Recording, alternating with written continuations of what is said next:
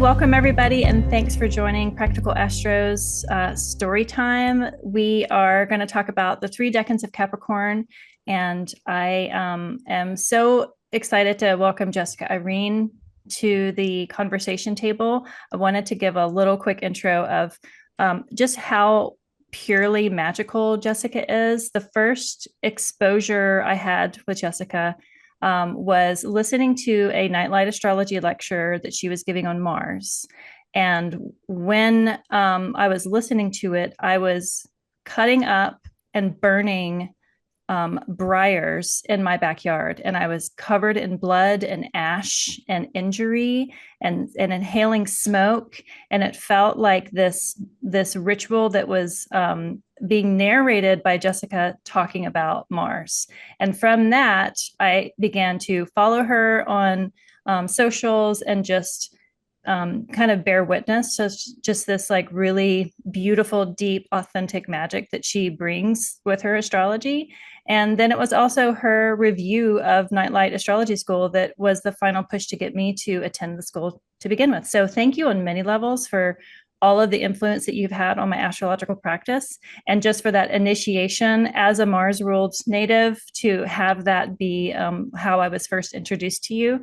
So thank you, Jessica. Welcome to the Capricorn Decans. And if you want to do a little introduction, just to introduce yourselves to the audience. Yeah, just a real brief introduction. I'm based in Washington, D.C., and I've been doing readings professionally for about 4 years now. At the beginning of at the beginning when I was an astrologer, I was a writer contributor for the Chani app. That was kind of how I met a lot of people early on and got some exposure early on. I have studied with Adam Ellenboss. I completed 3 years of study with him. Um, and uh, yeah, I also do practice some astral magic. And I've done specifically, I have done a major working with the third decan of Capricorn. So that's definitely one of these decans that I know the most intimately at this point, and it's also the decan of my ascendant. So I probably perhaps always knew it relatively intimately. Yeah. And then the ruler of my ascendant, Saturn, is in the second decan of Capricorn. So both of those decans are ones that I get particularly excited about and interested in. But I'm excited to talk about all 3 for sure. Yeah. So in front of us, we have the 3 tarot cards that are associated with Capricorn. So the coins or the pentacles are the earth element, and then the 2, 3, and 4s of any suit are the cardinal signs. So it's like starts off the story of the suit.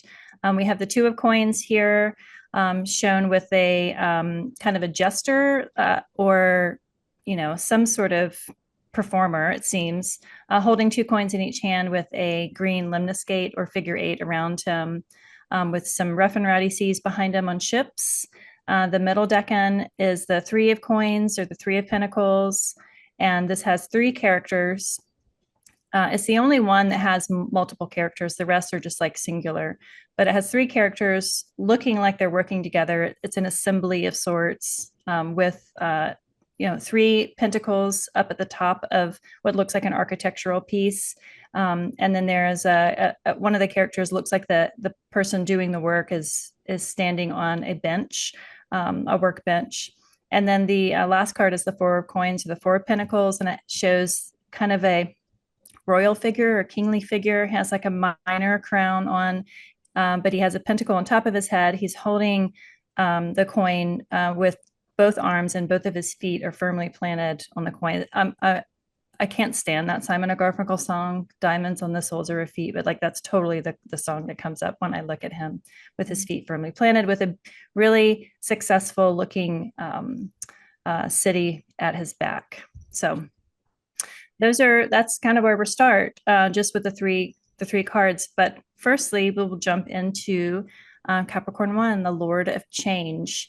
And the decan ruler here is Jupiter. which is shown as the Wheel of Fortune card. And then the Devil in Tarot shows Capricorn. So we have both of those. This is the kind of the auspicious transfer of at the end of Sagittarius, we go from Sagittarius is ruled by Jupiter, but the last decan is ruled by Saturn.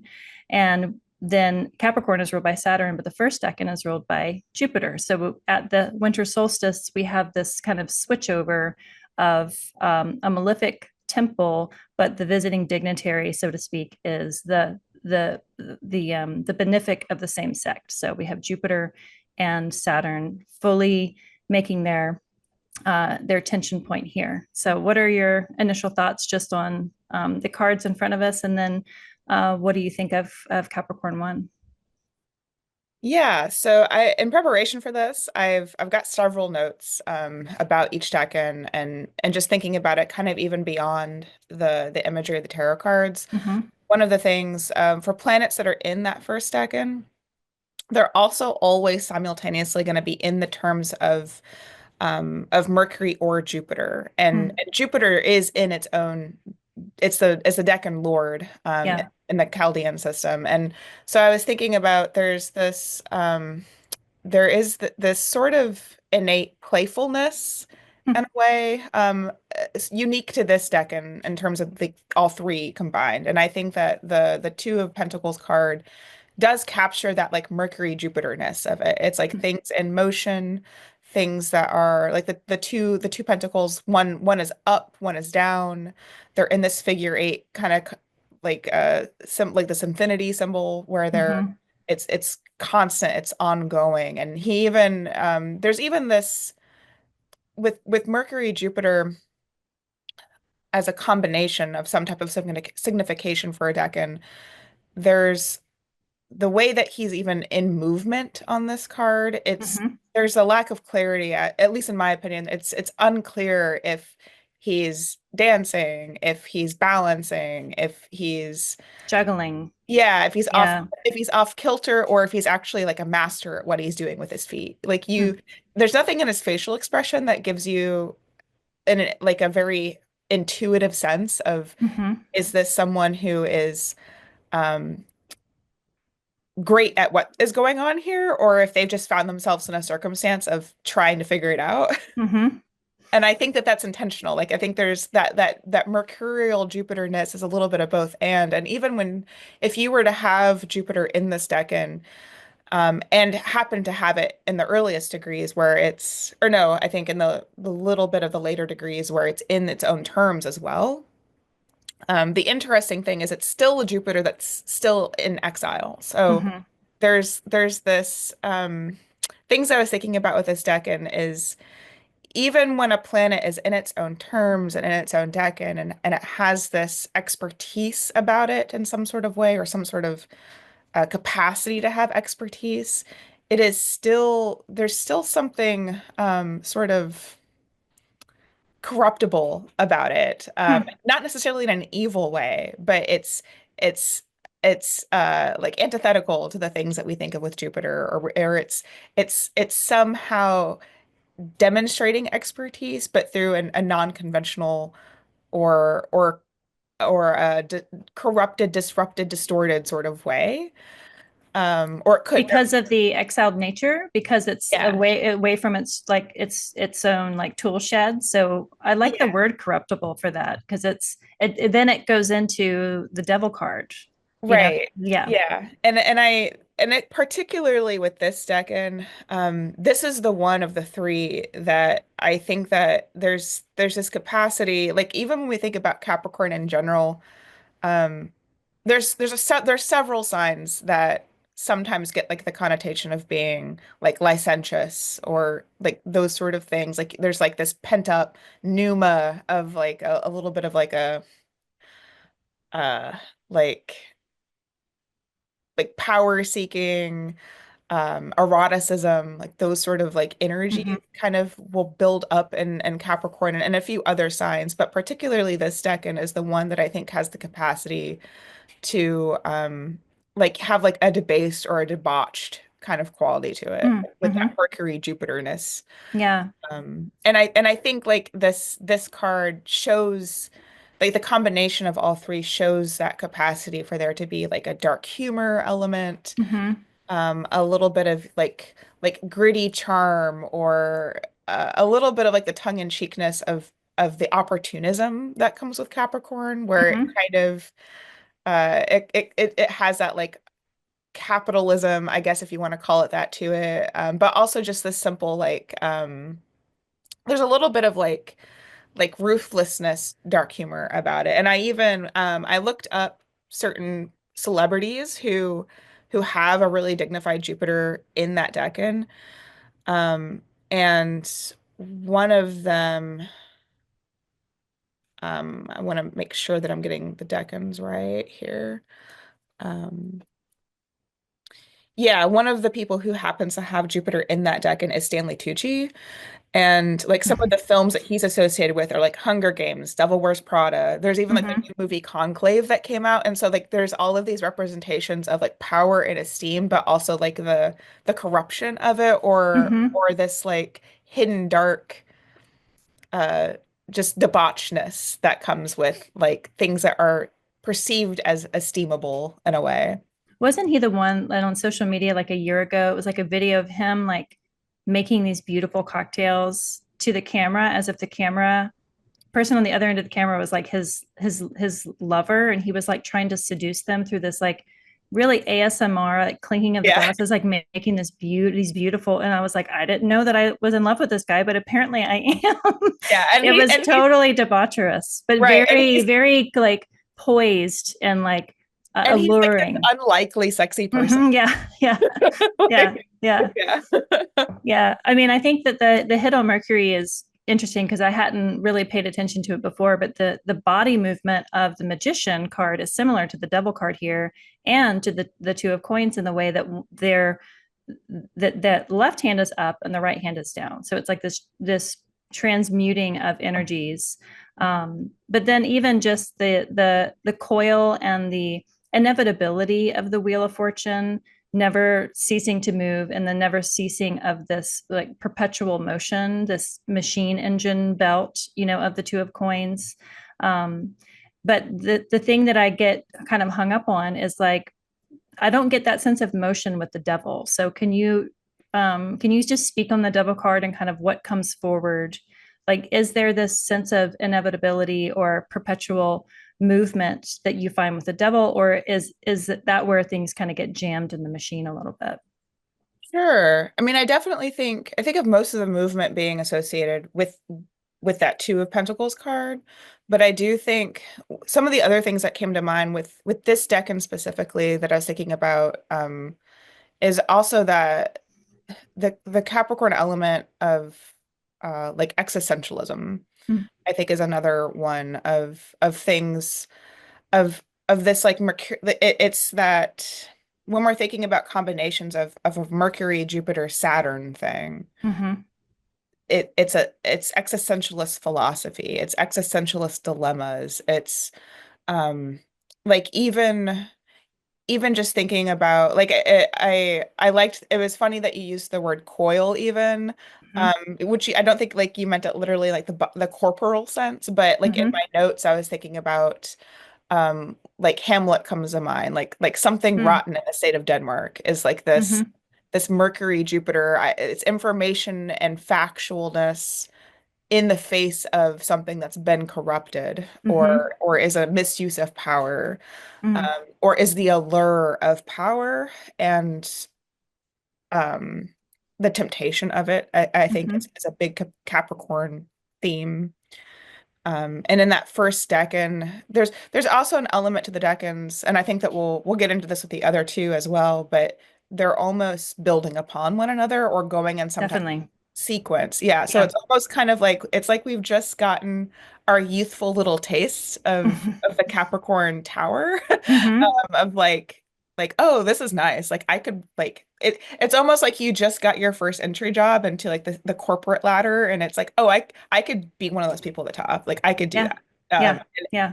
And that like that the ego boost, uh when you get that like first taste. And that it goes back to this being a bit more like this decan in particular being a little bit more of those like relentlessness, ruthlessness sort of things, even animalistic. One of the things with the Decans that I defer to sometimes, there's images associated with each Decan that come from Ibn Ezra and the Picatrix Hmm. and Agrippa, and reading the comparisons between the three of those. Like Ibn Ezra talks about the image that he ties to this Decan is an image about an erasable man. His body is that like a wild, dark boar with a lot of hair, and his teeth are sharp and long as beams, and he has a cattle goad and he catches fish. So it's like this monstrous, dark thing with Wild like, man. yeah, like covered in hair, Yeah, but he catches fish. Like right. he gets his stuff. So he's skillful too. Yeah. Yeah. And the same kind of goes with the other descriptions too. Like the Picatrix is a little bit more playful. Mm, It talks about a man holding a pipe in his right hand, but a hoe in his left hand. And in his face is happiness and joy, and the scattering of tasks and laziness with unceasing evils. mm. It is this more like I said, like it's there's like this debauched quality with this Decan where Yeah. it's like I'm working and I'm playing and there's evil, but I'm happy about it. Wow. You know, it just reminded me. So, neither of my parents ever smoked, but my Mm, dad loved to smoke cigars, but my mom would never let him. And so he would, if he was working out in the yard, he could smoke a cigar to keep the bugs out of his face, right? yeah. And so, like, he would have like a pipe in one hand or a cigar in one hand and a hoe in the other, of like, he was able to enjoy this like luxury, this kind of sin, if he Mm, was also working simultaneously. And I like the tension. The word coil kept coming up for me because I was just thinking about this tension of, if Jupiter is the expansion and Saturn's contraction, like in a real simple binary, then that combination of the two does create that spring or that coil or that, the resistance that then that energy kind of builds upon itself and like has to go forward, right? It is that momentum, but it's because that they seem to be, they seem to be oppositional, but when you put them together in a contained decan like this, then they have to kind of busy themselves and um, you know, have that momentum go somewhere, and we'll see where that momentum goes in the next decan for sure. yeah. But I do like the build up of it for this one. Hmm. Well, speaking of, so tell me, so talk a little bit about the devil, if you don't mind, before we go to cap two. Yeah, I think just across the board, there's a couple things that I think about with the devil, specifically connected to Capricorn. Something that I remembered before we started talking is that in the Thema Mundi, Capricorn is the seventh house. Hmm. And the seventh house is literally where things come to an end. Like we Yeah. think of the eighth house as death and whatnot, but the seventh house is where the sun sets. Hmm. It is where all that has been created and generated or is a self, it it collapses into another, or Hmm. um it is the seventh house is that intimate experience of ceasing to be an independent entity. Like you're Hmm. either dying into something or you're just ceasing to be an individual. Yeah. And so I think the devil card does illustrate that. It illustrates that when you experience this extreme the extremes, which is extremes are a Saturnian out experience. Hmm. But if you experience the extremes of intimacy, you are really signing up for burden. You're signing up for burden. You're signing up to for your kind of all of your entanglements to be those of other people. And and Capricorn as well with this sort of ev even in some of the language that we've had so far talking about this deck, and where we've talked about like work and busy and like having a hoe in one hand and a pipe in the other, some of those phrases, like things like keeping your hands busy to Hmm. avoid the devil and things like Yeah. that. I think there's a similar element here where it's like to to aspire towards something or to be goal-minded in the way that Capricorn can be. Some of that is also like this strategism that goes into all of our social we're not even just social, but all of our relationships, period. Mm. There's a little bit of, I think, there's a type of honesty that realizes that if all of your karmic entanglements and burdens are also my own or are going to become my own, all relationships have a price Yeah. in some way. Like it's whether it's a price that we choose or whatever, like there's no way around certain forms um of bondedness that aren't also bondage in some capacity and don't also come with that interrelationship between like reciprocity and the fine lines between reciprocity and um manipulation too. Hmm. Yeah, those are that right there just feels very Capricorn, just and finding that balance between the two, it like that is that perpetual motion because it's always shifting. And so to navigate with that, you're always having to kind of be on your hooves, so to speak, because like if you just imagine, I mean, I think about just the animal of what a double-bodied, essentially mythical creature Capricorn is depicted as. And I Mhm. always like to think of crocodiles as Saturnian because they're amphibious and they're chthonic and they're frightening. They live for a very long time. They're exploratory learners with their mouth, which always feels like Capricorn. Mhm. But if we just imagine just a goat traversing like stupidly high heights, of always striving to be at the top. Their footing is constantly changing. And within relationships, like I like the point of it being the seventh, and the theme of Monday is always being at that angle, submerging into now the dark part of the chart, submerging with other, whether through death or through sleep or through relationships. But that is always shifting because you are karmically bound to the other circumstances of the people that you have chosen, for better or worse, to be within. And so that reciprocity is like a double-edged cliff. I mean, it is a, not something that is ever set, and that's cardinal. That's something that you always have to just keep readjusting. And if the nature of Saturn is to endure, like that's what you're enduring with Saturn. Mhm. Yep.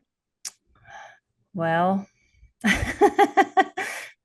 speaking of endurance, uh, I have a preference of all the Capricorn decans, but I personally like this one out of all three. I just think that this is like it's pure gold to me. I have my reasons, but would you lead us off for this one, since you have like bona fides for these three cards here? Yeah, yeah. I mean, I think that it's likely that we like this deck and for similar reasons. This is one of the it's it's hard to describe this deck and without just repeatedly talking about its beauty. Like it's a beauty deck and it's so aesthetically focused. It's so interrelationship focused. Um, the Three of Pentacles and the way that it represents people coming together, like each person having a role to play, each person having a contribution of some kind. There's almost this sense of like in the way that Capricorn always sort of has a long-term view where everything's going towards something or will become something. There's an aspect with the middle decan of everybody knowing the right place and time to contribute to that end goal. Hmm. It's one of the least of the three, it's one of the least selfish decans. Yeah. It's yeah, it's very much what I also love about it is it's magical. In my opinion, this is the most magical decan Hmm. in some ways because there's it it evokes all of these sort of like ancient significations and recollections of like ancient mystery cults that all have things to do with like masons and Hmm. architects and Hmm. there's this genuine appreciate there's like this profound demonstration of the sacred geometry Yeah. that underlies all the things. And I think Capricorn, well, I think across the board, anybody who partakes in a magic practice or alchemy or sorcery of any sort, Capricorn is rich. Because Saturn and Mercury, Saturn and Mars, the malefics have a lot to do with the interfacing of um, these like kind of ritualistic ceremonies Hmm. that make things consecrated. Yeah. Um, so yeah, so there's a lot of allegory, there's a lot of reference um to tooling with this deck and Hmm. um Yeah, if you just look at the art, like the architectural piece in the middle, and you look at, so we have the Tower card as Mars, and then we have the Devil card as Capricorn, which is Saturnian. So both malefics are present there. And, on surface level, you look, and if you don't understand malefic and benefic nature, you think malefic bad. But the mastery and the gathering and assembly of this decan, because of the potency and the power of the malefics here, like like this is what is potential. This is all of the potential in the malefics resides, or it expresses itself through this card to me.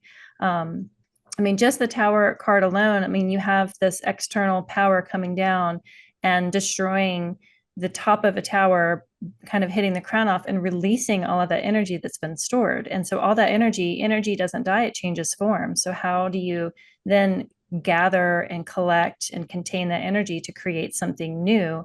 And I like the idea of it kind of nodding to Masonic work, and just working with tools, with working with sharp edges and blunt force to carve out something that will be long lasting. The other end of this is the Three of Cups, and this, it's like a very temporal celebration of all the things that will die: youth and beauty in the artificial sense, and even just the pumpkins on the ground of the Three of Cups, like everything's going to rot. But this here, the other end of it, is like we're going to make something beautiful that lasts for a very, very, very long time and will become more beautiful as it ages. Instead of the other end, it's like instead it will not rot, it will just gain more and more dimension as it attracts life and eyes.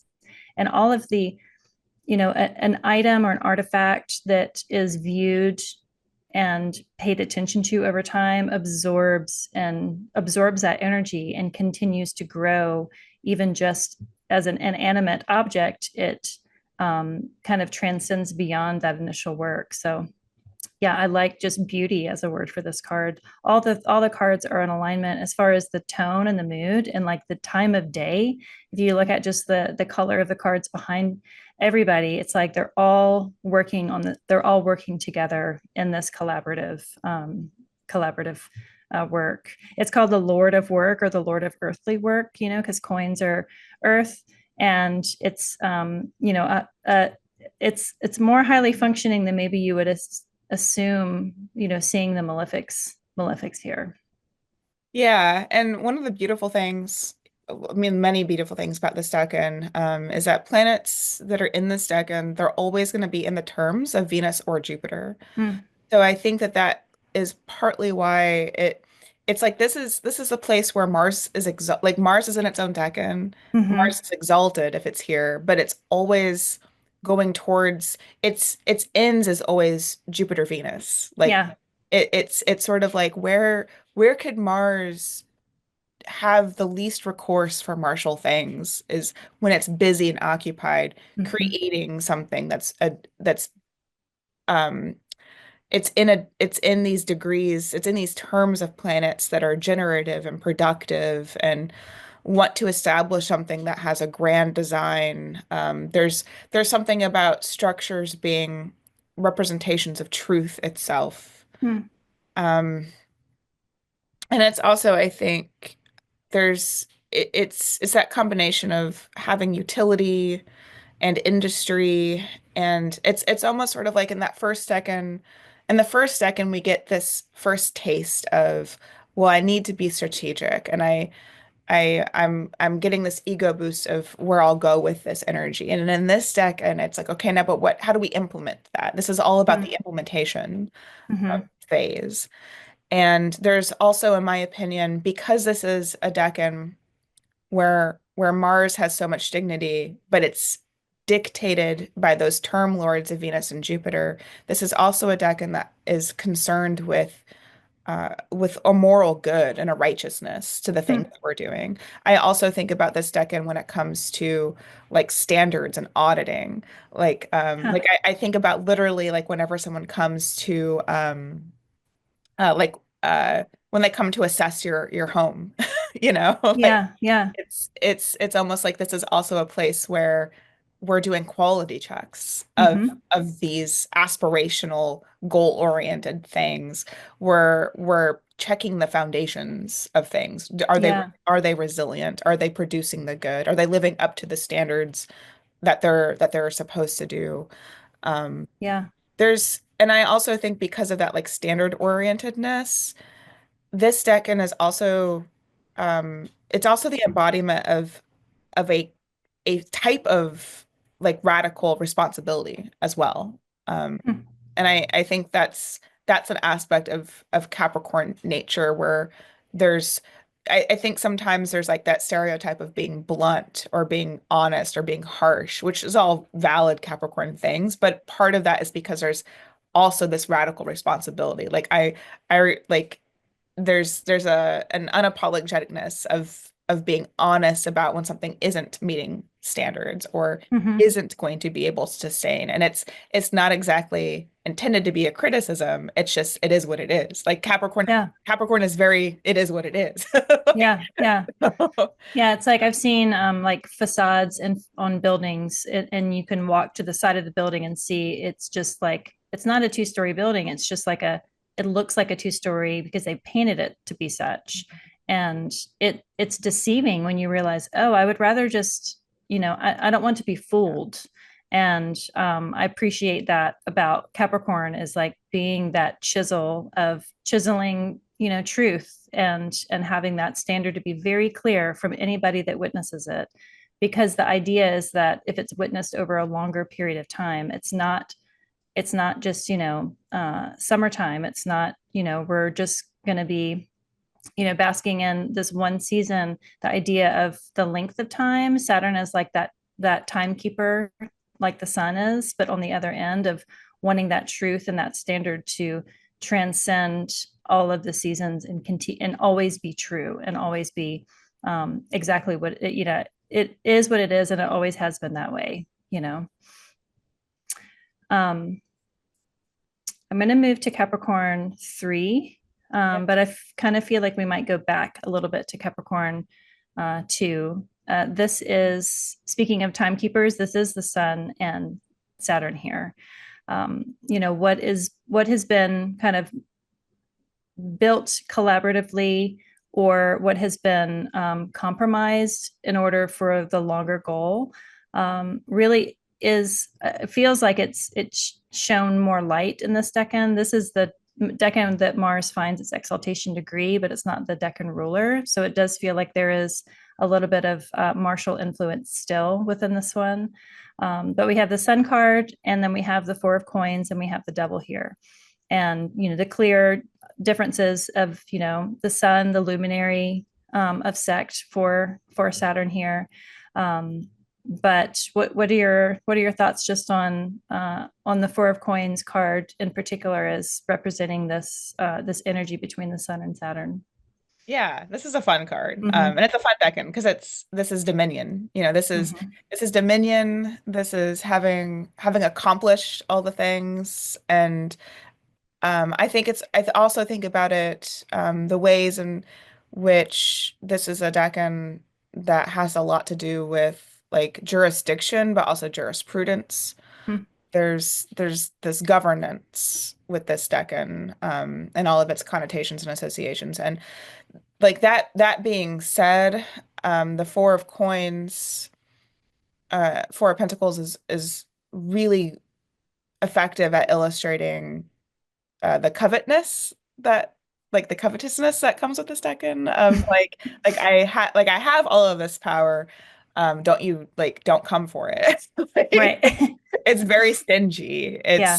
And I do think that there's some insecurity with this decan. Like in Mm. on some ways, it is all of this solar CEO, person in a high chair. I have all this power and authority and respect and esteem kind of thing, but it's fragile. Mm. There's Because it's seen. I think I think it's because of the sense that I think that the temporalness of it's Mm. kind of like there's this element of all of the effort and work that I did to achieve this Hmm. moment has only made me all the more certain that actually it's more scarce. Hmm. I think it's one of these, it has like this dualism, like to the outside, this looks so secure. This looks like the long-term thing. Right. This Right. looks like the Saturnian kind of a thing, but it it has that like Janus effect on it, Hmm. like Hmm. two-faced. And um Knowing all of the effort and all the failure that led to that point, yeah, yeah. I could see that from the outside, especially Capricorn, ascending. The Capricorn risings like have a good mask to be like, I got my shit together.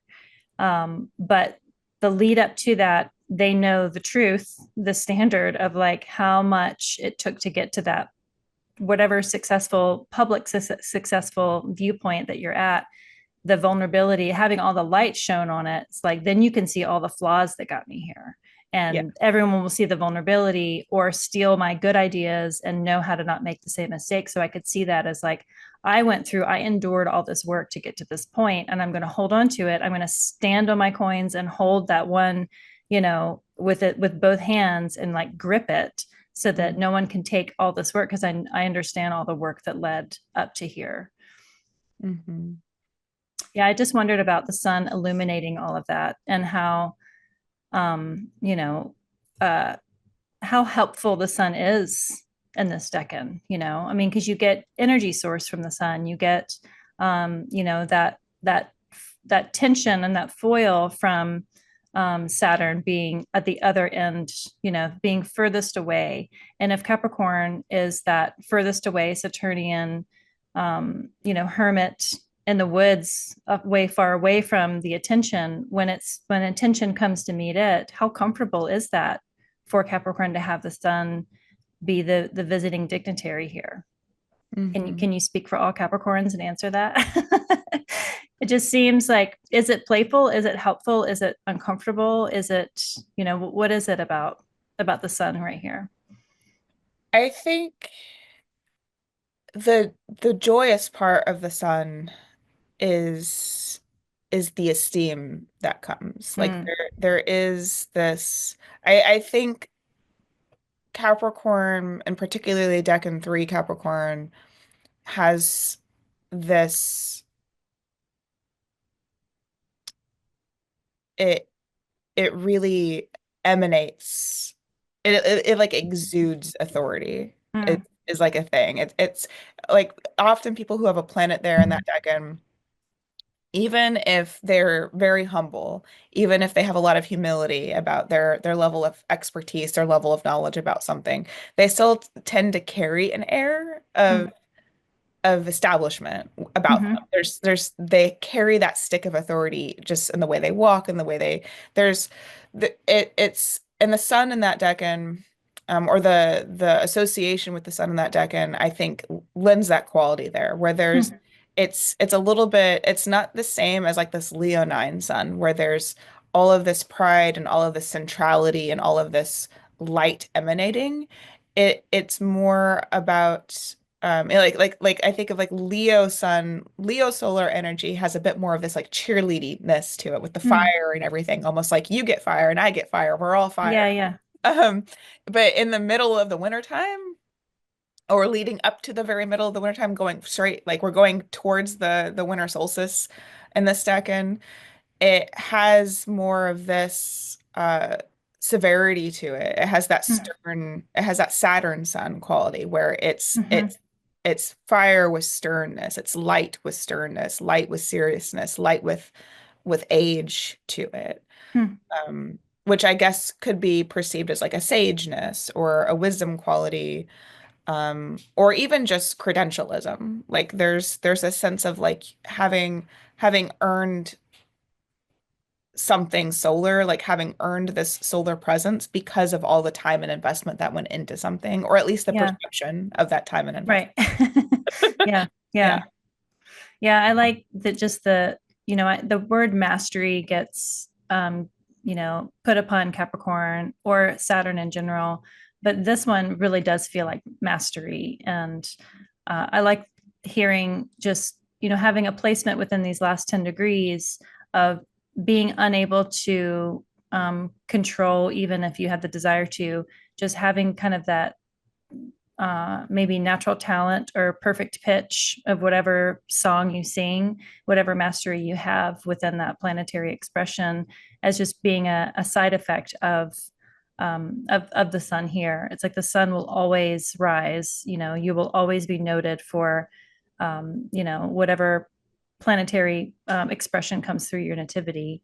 And there's just some stability about just the number four, and with all of them, like there's like this, maybe not even a truce, but like this moment of, okay, well, we have kind of a the distribution of weight of this suit is now kind of fully held on four legs. We don't have the discord of the five, and we don't have the newness of the three. We have the four. So there is this stability and this confidence that kind of comes from all the fours.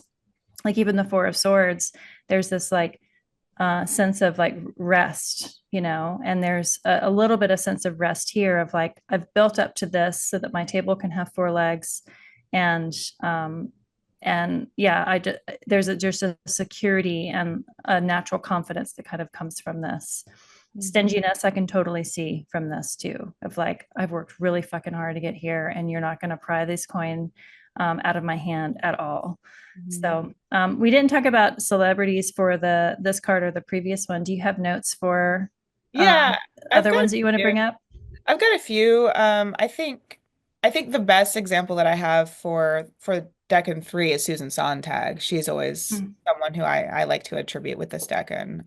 I think she's very clearly somebody who has competence, Mm-hmm. is eloquent about that competence, is there's a no matter what topic area she's discussing, whether it's her writing or it's more like her activism work and things like that, there's a clear sense of authority when she describes a certain topic, and intellectualism. And I have a quote from her too, where she talks about um, specifically writing, and she talks about the pleasure of fiction as precisely that it moves to an ending, and an ending that satisfies is one that excludes. Whatever fails to connect with the story's closing pattern of illumination, the writer assumes can be safely left out of the account. A novel is a world with borders. For there to be completeness, unity, coherence, there has to be borders. And yeah, she just keeps going on about how everything relevant in the journey we take is within those borders.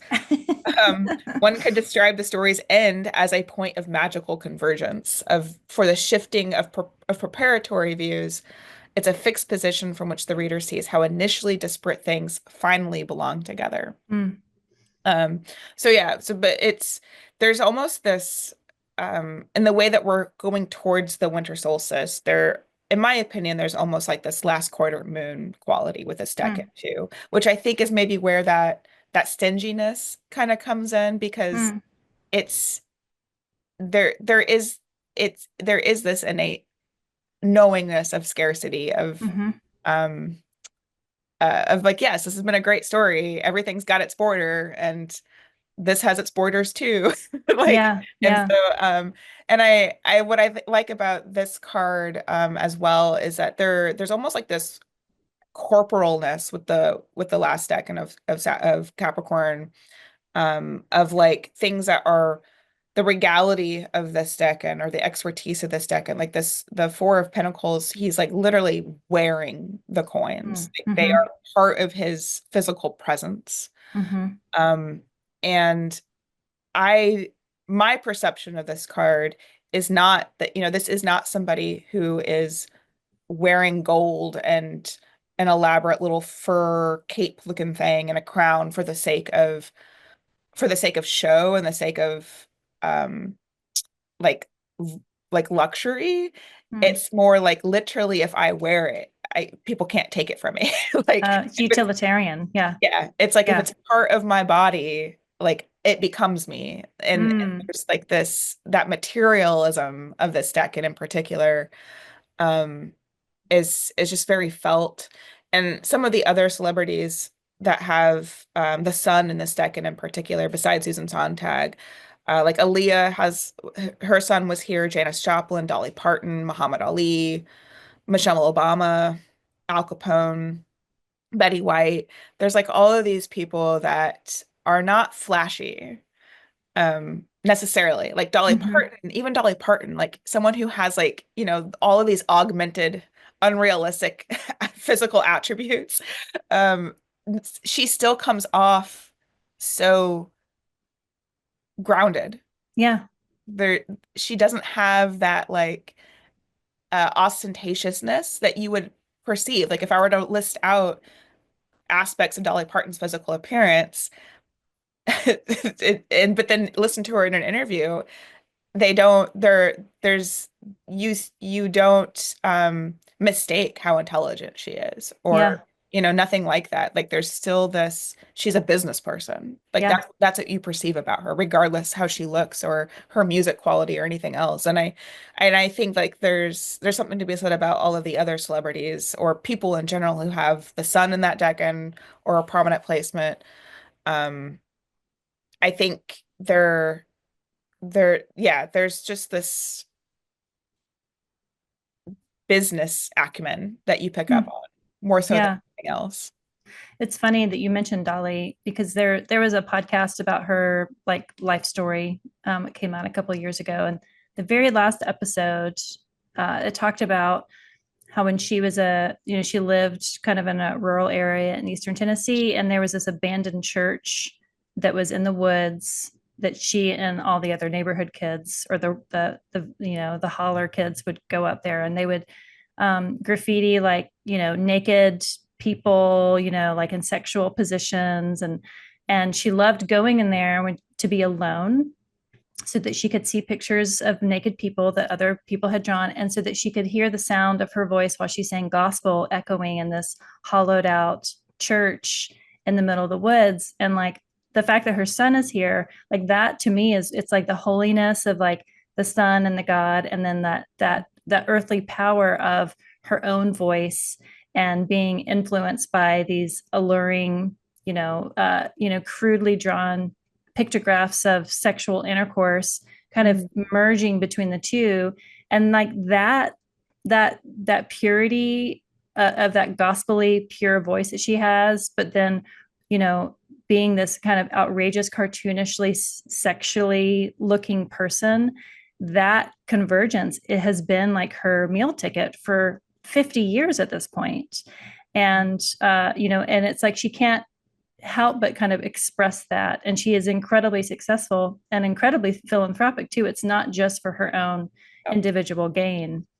Um, So yeah, that's that. I knew she was a Capricorn sun, but I didn't know that she was within this. All of those, Betty White, like they all have kind of that tension of things that maybe seem different on the surface, but when you unravel it, it's all like this really beautifully graceful collaboration between these competing energies. Yeah, for sure. Well, so we didn't talk about. I wanted to go back to this one just to look at it, I guess. What Mhm. celebrities do you have for this middle decan of Cap? Yeah, this would be um so yeah, this would be Mars would be in its own decan. I Mhm. have celebrities who have Mars in this decan. Um Include Leo Tolstoy, Brad Pitt, Frida Kahlo, um, James Madison, Usain Bolt, PJ Harvey, um, Dwight Eisenhower. I think Leah Michelle and The Weeknd also have Mars here. I think my biggest takeaway with Mars in that decan is you still see, going back to how this decan has all of that term rulership with Jupiter and Venus, these are still people that are like very philosophical about their approach to things. Like even like I feel that even in Brad Pitt's work, like even the movie roles that he takes on, and even in his personal life and relationships and things like that, there's a sense of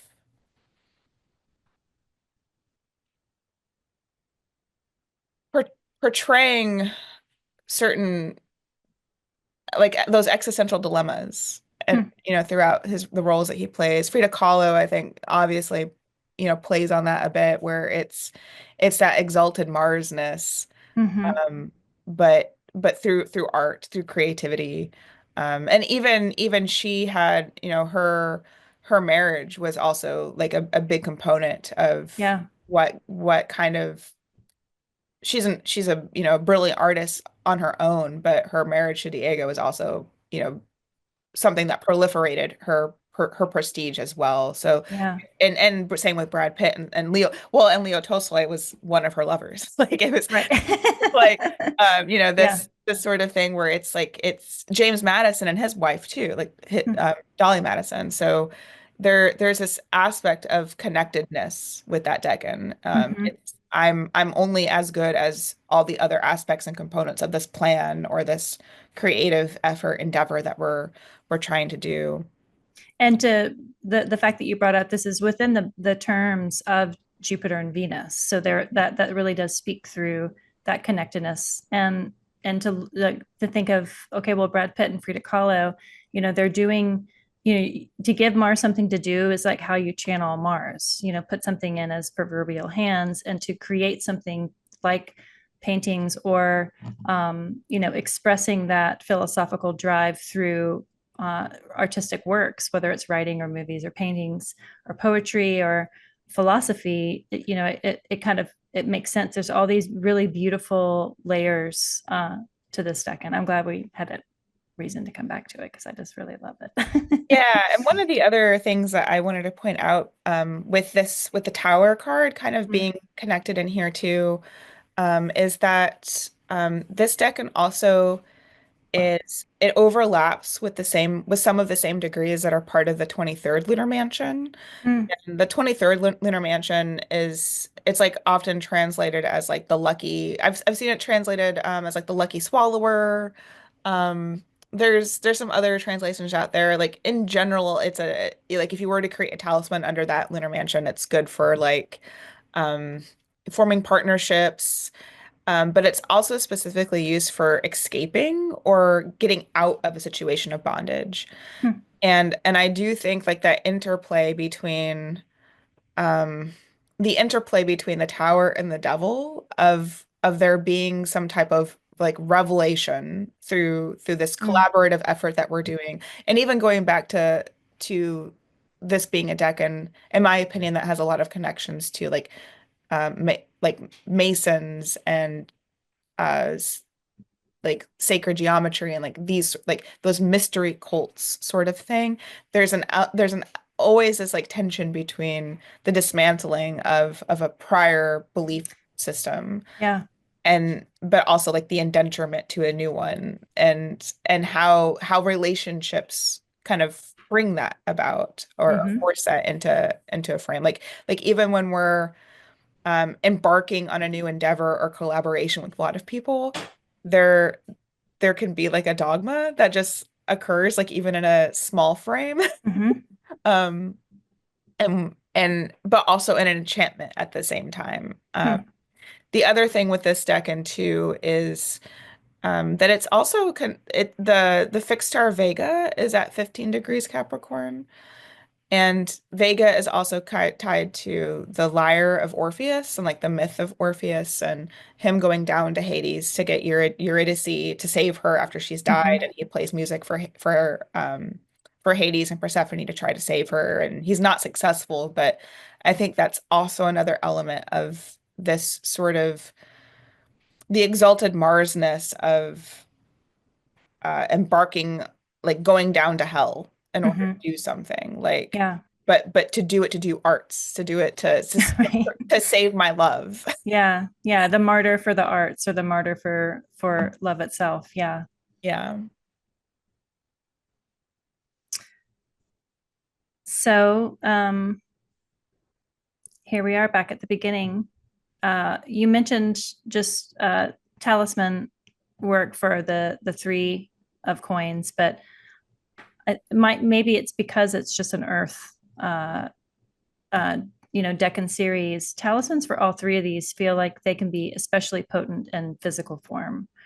They seem like ones that a lot of people work with, and just making talismans through these decans seems like just an embodiment of the decans themselves. Do you want to speak at all to talismanic work? We didn't talk about that prior, so Yeah, let me know if you want to. I can talk about it a little bit. I definitely want anybody listening to this to know that like I'm relatively new, so I'm not an expert by any means, and I don't perpetuate myself to be, but or purport myself to me. But I did do I have Mars talismans that were made under the second decan, and I've done workings of my own under the four or the third decan. And that third decan definitely is, to get esteem, to bring in riches. The thing about that third decan as well is that like particularly decanic talismans, solar talismans in that third decan, they're the intent behind them is to be perceived as a master of your craft, to and to be able through that perception to be able to accumulate wealth. Like Mhm. that's the particular thing about Capricorn. I think as opposed to the other earth signs perhaps or other sort of ways that you could go about approaching wealth in a magic form is Capricorn does want to accumulate and then Yeah. hold on. Like, so that was partly why besides the fact that my ascendant is in that decan, that was partly why I wanted to work with that decan because I have a problem of amassing and then spending. Like, I need to do a bit more amassing and saving. Yeah.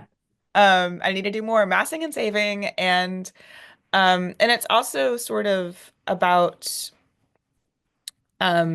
when I do receive compensation for the things that I do in the world, I want it to be because people sincerely perceive me to be an authority, because people sincerely perceive the work that I do to be disciplined and authentic and measured and like all of these sort of qualities. Some of the when I did the working that I did for that decan, it was an instance where I kind of went all out and um I embodied as much as I could all of the decanic imagery Mhm. that's connected to that decan. I did a photo shoot. I did a wardrobe and everything about it. And some of the descriptions that are connected to that decan include descriptions of a woman who's beautiful, though black, and her hands are skilled in all kinds of work in the spinning of silk. And so there's like, and other descriptions talk about like a man holding a book and opening and closing it. And before the book is a tail of a fish. Mhm. Um, and in this decan is the accumulation of money and the ascent of business affairs tending towards a good end. The other description that comes from Agrippa talks about a woman chaste in her body and wise in her work, and beside her is a banker gathering money. And and it says the significance of this is to govern in prudence and covetousness of money and into avarice. Hmm. So almost like this, there just is this like uh there's like a sexy approach to like I'm in charge. I have the Hmm. money. Hmm. I've amassed this and I'm expert. Like I know the fine silks. I know the right materials. I know the standards and the quality involved in this thing. And Hmm. even like the connection between the opening and closing of books and how that's connected to fish. Like fish are always like represented, like they represent bounty and um times of good economic prosperity and Hmm. success. Like fish are good. Fish are always like Yeah. fortunate. Yeah. And the idea that I open and close a book and now I have this fish and money. There is this element here where if you were to do talismanic work or if you were to embody this decan in some way, shape, or form, you're not just getting wealthy. You're not just at the top. Like you've done the reading. Hmm. You've gotten the spinning wheel. You are you are also the other thing about this, we didn't bring up the world card, which we don't necessarily have to, but the world card being connected to Saturn Oh, right. Yeah. and like the androgyny Hmm. of the figure on the world card, and like all of the descriptions are like a woman and a man, a woman and a man, a woman and a banker. Hmm. There's like this. I do perceive a lot about Capricorn being these sort of hard hard boundary finiteness of the winter and the cold and those sort of um the sort of the wintry way in which it kills things or destroys things, and that might be the martial, that might be quote unquote masculine, but it's still an earth sign. Hmm. There is a divine androgyny with all things Capricorn and all things kind of Saturn. um and I think that element also weaves way in through like each of these seconds. There's a little bit more for considering it's a cardinal sign. There really is quite a lot of like two-facedness, duality, and a lot of these things. And I think that maybe perhaps that's just because we're going towards that winter solstice. Like even on the devil card, I was thinking about like all of the the Krampus traditions and things like that, Hmm. Yeah. where it's like a time of like revelry and drinking and wine and like joke like playing and like playing off of perceptions and joking, Hmm. but with like these bestial scary things. Yeah. Yeah. I mean, the Wild Hunt, the beginning of the Yule, it is that kind of the 10 days that are outside of our inter calorie days. It's like they're outside of normal time. They're outside of like organized time in that sense. And there is this bestiality that kind of comes out because of that. And it is dark and humorous simultaneously. That just when you were describing the opening and closing of the books, like the image that came to my mouth was just like how a fish open and closes its mouth. Like it was just that Yeah. kind of that involuntary movement. But I wanted to ask, like, as somebody that took the time to curate all of the necessary pieces and to embody the scene of all of those depictions of that Capricorn decan, how was that experience for you personally, just to go through that preparation and to go through the act of that and to have it photographed? I mean, I've seen some of their incredibly gorgeous and multi-layered and just saturated with so much beauty, and like they're dense with beauty. But how was it to be that, to really truly embody as much as you could embody that deck in there? I mean, would you do it again? Yeah, for sure. Yeah. I think for me, I would be interested to see if other decanic experiences, like if I were to do this with another decan, if I would have the same intimate joy that I got out of this, Hmm. because in a lot of ways this was like a celebration of me. Like it was Yeah. all like, this is my ascendant. Like, and even the time that I did this, the sun was at the degree of my ascendant, like Hmm. to the minute. So it was like, or to the day. So in a lot of ways, I won't lie, like it was just a very like egotistical, like Yeah. yes, I'm all these great things. Yeah. Um, but I also think what's fun about practicing any type of astral magic, and maybe any magic in general, is that once you have decided that you're going to do the thing, it's almost as if you can feel the impatience Mm, of the gods of the diamonds of the world or whatever wanting you to do it. yeah. Like the moment that I said I'm gonna do this, like there just so happened to be somebody selling a third century Balkan spinning wheel across the street from me for like $30. Yeah. Like that kind of stuff. It was like, yeah, like here's a spinning wheel, do it. Hmm. Like, um, yeah, so those opportunities just fell into place. And that's kind of the fun part, because it's almost Hmm. like, yeah, it's like you're being kind of egged on, like, yeah, yeah, yeah. Like, Yeah. Yeah. celebrate me. Well, I mean, like that's to me like so much of what astrology is. It's just like those energies, those gods, those deities wanting to find form in those areas of our life. And for Mm, you, it was you and your body, and as that ascendant sign. So that's lovely. I think we should all tread carefully, but do that. I feel like, if you have that inkling to do it, to follow it, even if it is egocentric, like that's kind of the point for that ascendant degree, like that's an mm. appropriate um, uh, appropriate emotion to go with it. So thank you so much for joining the conversation to talk about Capricorn. And do you want to tell everybody kind of what you're doing, where to find you, what your offerings are, or Yeah. just like a little bit more about yourself? Yeah, so on all platforms and also at my website, I'm discoverable through Dendrolathia, which is it's a made up word in a way. It's the Greek root gendra is like tree-like or branch-like. Aletheia just means unconcealing or truth. So it's like tree truth, tree facts, tree knowledge, whatever you want to, Hmm. approach that with. Um, but yeah, so Dendrolathia, you could also just Google Jessica Irene, and I will probably pop up. Um, I do I do natal chart readings, I do solar return readings. I do several other types of readings that kind of vary throughout the year. I recently gave two talks about the current Mars retrograde that's across Leo and Cancer. Both of those are findable through my website and also through my social media accounts. Both are on YouTube. They're free. So people who want to know kind of my approach to things, my philosophy or ethos around certain topics can check those out. Obviously, I tend to give a lot of public talks about the malefics. Um I think that's been the malefic's choice for me, not my Hmm. choice for me. Which is fine. Um and currently I plan to open my books for readings starting in March.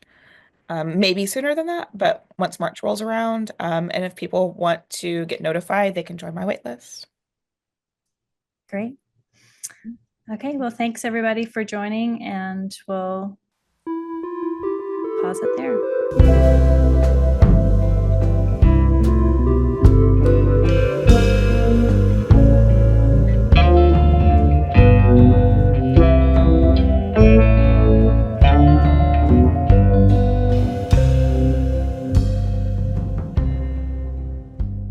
Like and subscribe.